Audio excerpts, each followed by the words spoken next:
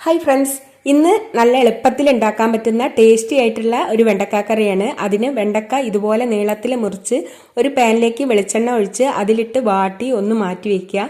അതിലേക്കുള്ള അരപ്പിന് വേണ്ടിയിട്ട് 1 കപ്പ് തേങ്ങ ചെറുകിയതും, 1/4 ടീസ്പൂണ് മഞ്ഞൾപ്പൊടി, 1 ടീസ്പൂണ് മുളക് പൊടി, 1/2 ടീസ്പൂണ് മല്ലിപ്പൊടി, ഒരു പിഞ്ച് ഉപ്പ്, ആവശ്യത്തിന് വെള്ളവും ചേർത്ത് നന്നായിട്ട് അരച്ച് മാറ്റി വയ്ക്കുക.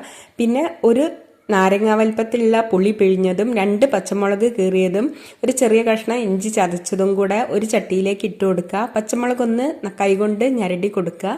ഇനി അതിലേക്ക് ഒരു തക്കാളി ചെറിയ കഷ്ണങ്ങളാക്കിയതും കൂടെ ഇട്ട് അടച്ചു വെച്ച് ഇതൊന്ന് തിളപ്പിച്ചെടുക്കുക. തിളച്ച് വരുന്ന സമയത്ത് അതിലേക്ക് അരച്ചു വെച്ച തേങ്ങേൻ്റെ കൂട്ട് ഒഴിച്ചു കൊടുക്കുക.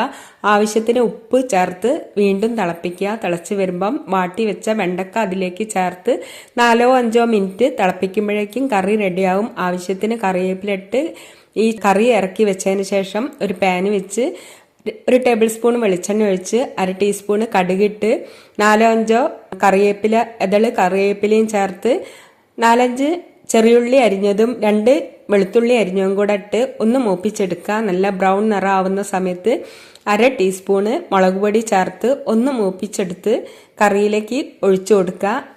നല്ല ടേസ്റ്റാണ് ഈ കറിക്ക്.